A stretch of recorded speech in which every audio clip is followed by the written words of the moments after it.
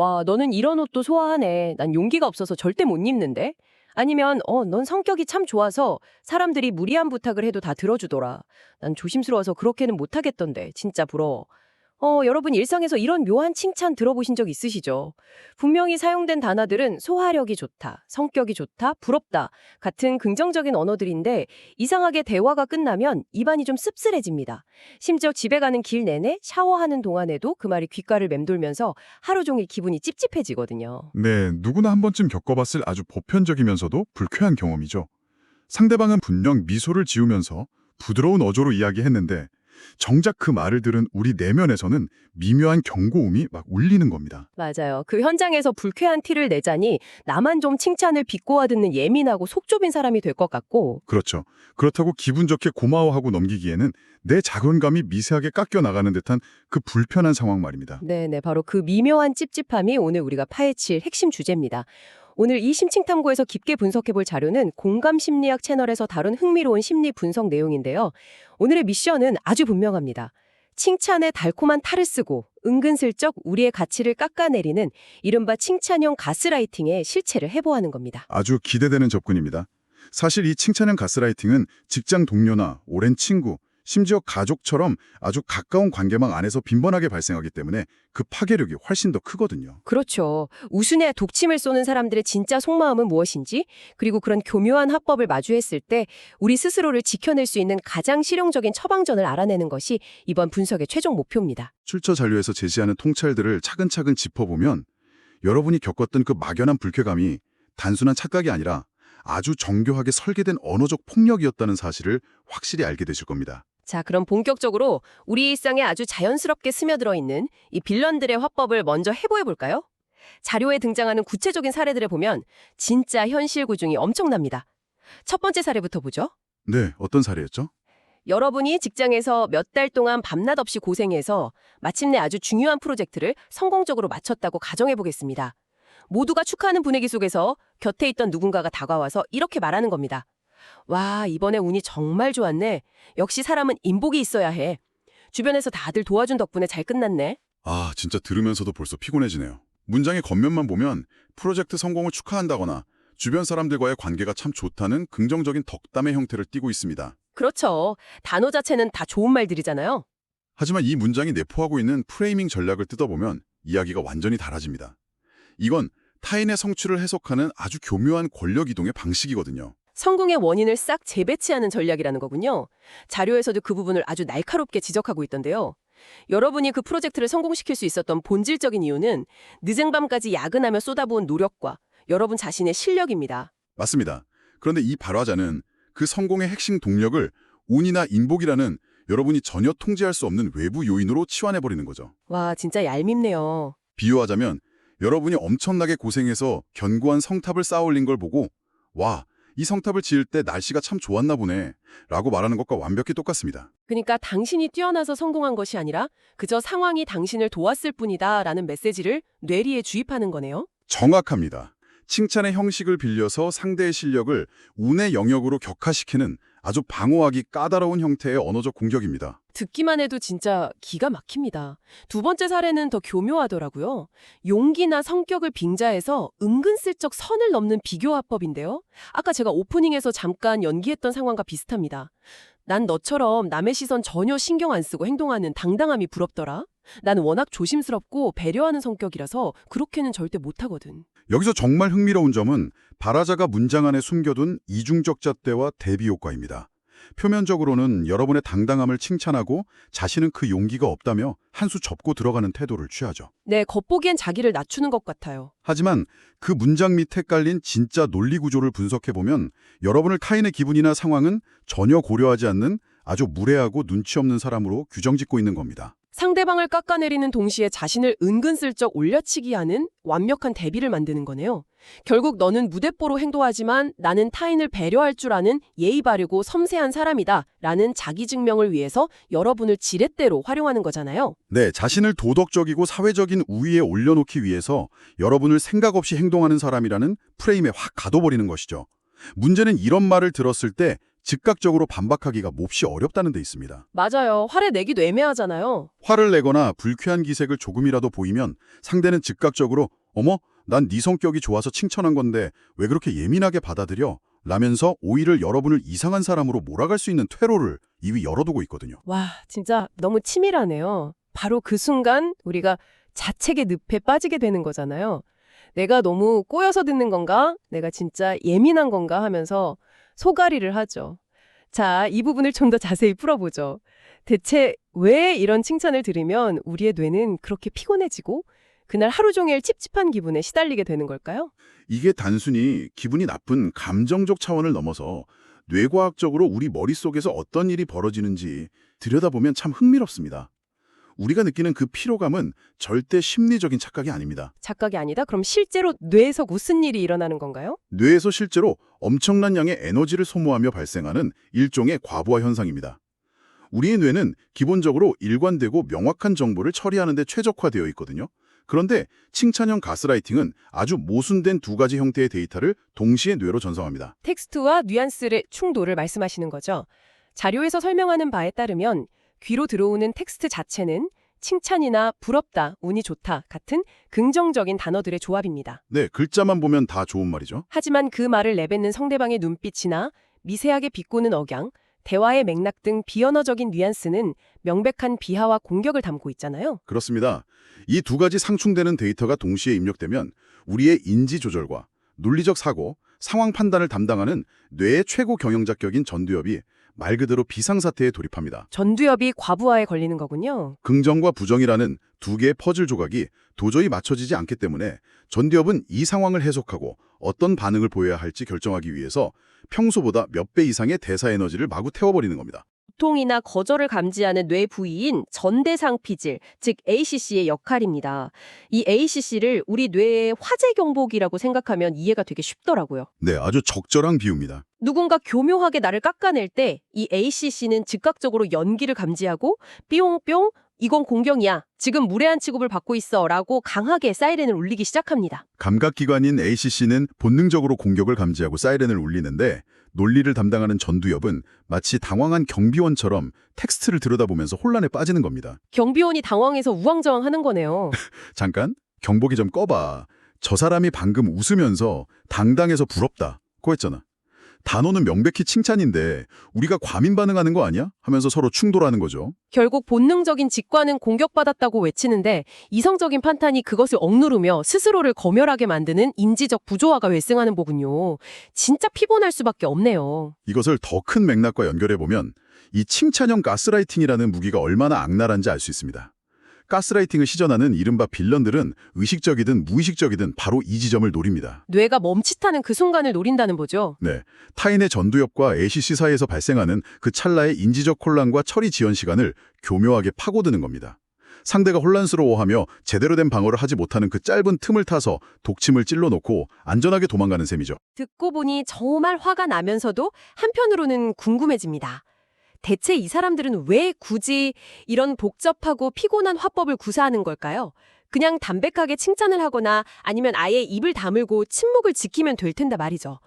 도대체 무엇이 이들을 이런 뒤틀린 소통 방식으로 내모는 걸까요? 이들의 심리적 기저를 깊이 이해하기 위해서는 출처 자료에서도 비중 있게 다루고 있는 사회심리학의 핵심 이론 하나를 살펴볼 필요가 있습니다. 바로 심리학자 레온 페스팅거의 사회적 비교 이론입니다. 사회적 비교 이론이요? 네. 페스팅거에 따르면 인간은 본능적으로 타인과 자신을 끊임없이 비교하며 사회적 환경 내에서 자신의 위치와 가치를 확인하려는 습성이 있습니다. 사회적 존재로서 어느 정도의 비교는 당연한 본능이겠죠. 하지만 이 빌런들의 경우는 그 비교의 목적과 방식이 병리적인 수준으로 좀 심각하게 왜곡되어 있다는 게 문제 아닙니까? 그렇습니다. 건강한 비교는 타인의 장점을 통해 동기를 부여받고 나도 발전해야겠다 이렇게 이어집니다. 하지만 이 칭찬형 가스라이팅 화법을 쓰는 사람들은 내면의 자존감이 심각하게 결핍되어 있는 상태입니다. 아, 자존감이 바닥이군요. 이들은 타인이 이룬 성과나 가진 장점을 있는 그대로 인정해버리는 순간 자신이 한없이 초라해지고 가치 없는 존재로 전락할 것이라는 극심한 내면적 두려움에 시달립니다. 그러니까 타인의 빛나는 성취를 진심으로 박수쳐주면 마치 자신이 인생이라는 게임에서 패배하는 것처럼 느낀다는 거군요. 자신의 가치가 상대적으로 깎인다고 단단히 착각하는 거네요. 바로 그 지점입니다. 그래서 이들은 타인을 칭찬하는 형식을 빌려서 역설적으로 자신의 우월함을 확인받고자 하는 겁니다. 아름다운 포장지로 덮여 있지만 그 안에는 상대방을 교묘하게 깎아냄으로써 붕괴 직전인 자신의 자존감을 지탱하려는 처절하고 날선 독설이 들어있는 것이죠. 이 심리를 설명하기 위해 심리학에서 사용하는 투사라는 방어 기제 개념도 자료에서 매우 흥미로웠습니다. 투사라는 게 쉽게 말하면 내 안에서 감당하기 힘든 쓰레기 같은 감정들을 다른 사람에게 휙 던져버리는 거잖아요. 정확히 그렇습니다. 이 빌런들은 자신의 마음 깊은 곳에서 들끓고 있는 지독한 열등감, 질투 콤플렉스를 스스로 마주할 용기가 전혀 없습니다. 그래서 그 무거운 짐을 자신이 타겟으로 삼은 여러분에게 던져버리는 겁니다. 그리고는 우리가 그 동무든 칭찬을 듣고 당황하거나 불쾌해하며 표정이 굳어지는 모습을 가만히 관찰하는 거군요. 네, 상대방이 인지적 혼란에 빠져 찝찝해하는 반응을 보일 때 이들은 비로소 거봐, 내가 널 당황하게 만들 수 있어. 내가 너보다 더 나은, 더 통지력 있는 사람이야. 라면서 잠시나마 병적인 안도감을 얻습니다. 타인의 에너지를 흡수해서 자신의 결핍을 채우는 뱀파이어 같은 메커니즘이죠. 와, 진짜 뱀파이어네요. 그렇다면 이 모든 게 결국 무슨 의미일까요, 여러분? 이 지점이 오늘 심층탐구에서 가장 짜릿한 해방감을 주는 대목입니다. 누군가가 여러분에게 칭찬형 가스라이팅을 시전하고 있을 때 그 원인은 절대 여러분에게 있지 않습니다. 절대 아닙니다. 여러분의 실력이 부족해서 혹은 여러분이 눈치가 없고 예민해서 그런 말을 듣는 게 아니라는 겁니다. 그들의 뾰족한 언어는 여러분의 모자람을 비추는 거울이 아니라 오직 그들 내면에 골마 터져 있는 끔찍한 열등감과 초라함을 보여주는 영상기에 불과합니다. 이 사실을 명확히 인지하는 것만으로도 우리는 그들의 얄팍한 공격에 더 이상 흔들릴 이유가 없어집니다. 아주 핵심적이고 중요한 통찰입니다. 상대의 비꼬는 칭찬은 여러분에 대한 객관적인 평가가 결코 아닙니다. 그것은 단지 그들 자신이 얼마나 자존감이 낮고 불안한 상태인지를 자백하는 서글픈 자기 고백일 뿐입니다. 자, 이제 병의 원인과 빌런들의 심리 구조를 완벽하게 파악했습니다. 그렇다면 우리의 소중한 전두엽 에너지를 아끼고 이 피곤한 화법을 단칼에 끊어낼 수 있는 실전 처방전을 알아볼 차례입니다. 공감 심리학 자료에서는 현장에서 즉각적으로 사용할 수 있는 매우 강력한 두 가지 방어 기술을 제안하고 있죠. 네, 아주 실용적인 방법들이죠. 첫 번째 기술, 바로 액면가 화법입니다. 액면가 화법은 이름 그대로 상대방이 던진 말의 표면적 의미, 즉 텍스트 그대로만 받아들이는 전략입니다. 상대방이 아무리 정교하게 비꼬는 뉘앙스와 뼈있는 가시를 숨겨서 말을 던져도 여러분은 그 부정적인 의도를 1%도 눈치채지 못한 것처럼 행동하는 겁니다. 오직 상대방이 내뱉은 긍정적인 단어만 홀랑 삼켜버리는 방어막을 치는 것이죠. 이거 실제로 해보면 통쾌함이 엄청날 것 같습니다. 상황을 한번 시뮬레이션 해보죠. 아까처럼 직장 노뉴가 다가와서 와, 너 이번 프로젝트 진짜 운 좋게 성공한 거 알지? 넌 진짜 인복은 타고난 것 같아. 라고 비꼬았습니다.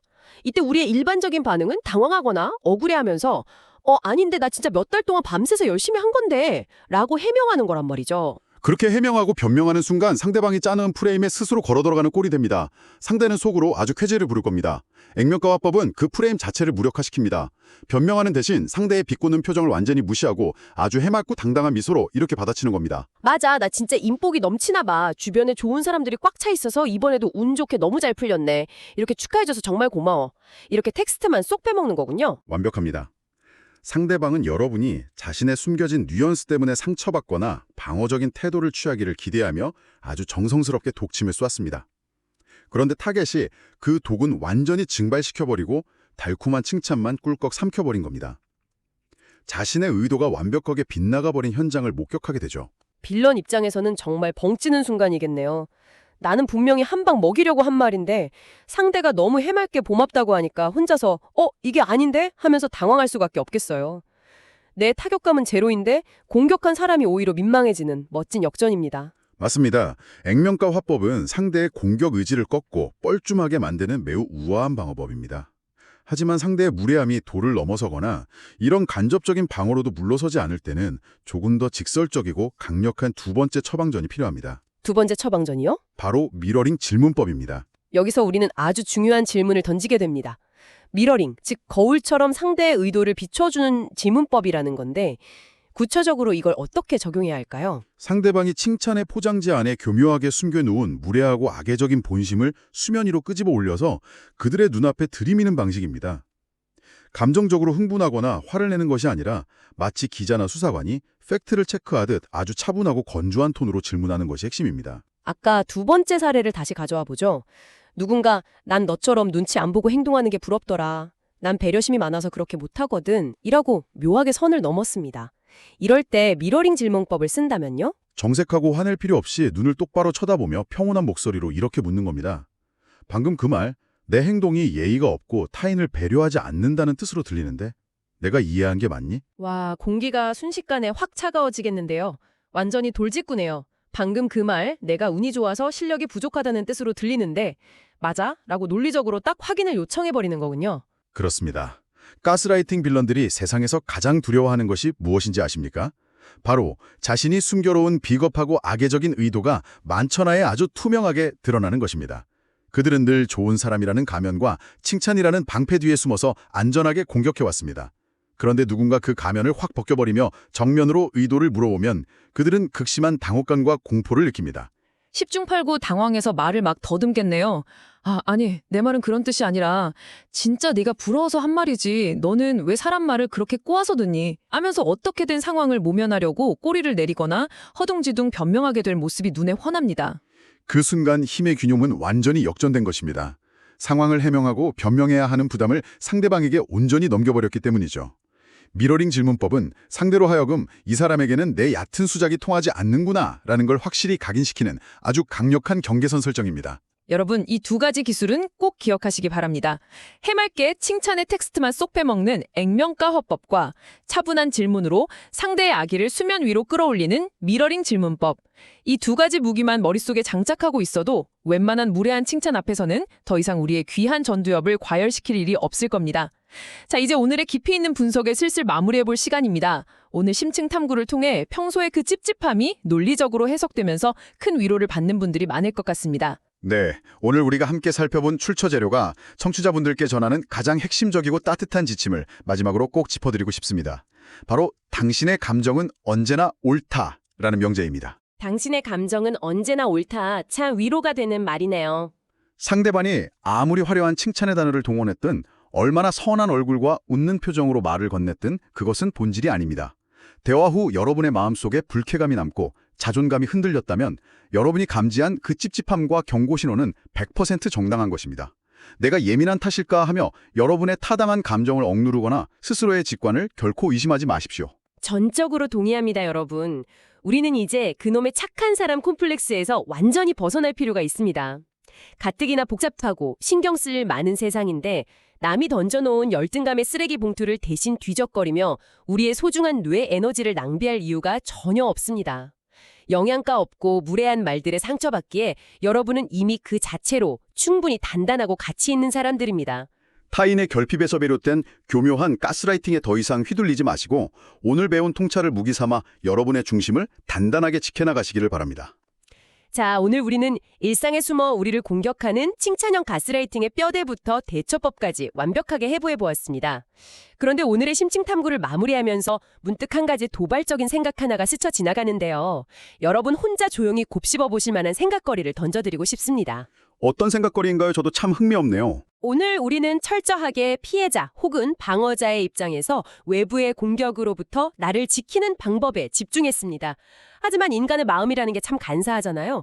혹시 우리 자신도 모르는 사이에 누군가의 눈부신 성공이나 빛나는 장점을 목격하고 덜컥 질투심이 솟구쳤을 때 나의 초라함을 감추기 위해서 칭찬을 빙자한 가벼운 깎아내리기를 교묘한 자기방어 기제로 사용해 본 적은 없었을까요? 나도 모르게 누군가의 성공을 운으로 돌리거나 묘한 뼈가 있는 칭찬을 건넨 적은 없었을지 스스로 돌아보게 됩니다. 아주 날카롭고 뼈아픈 통찰입니다.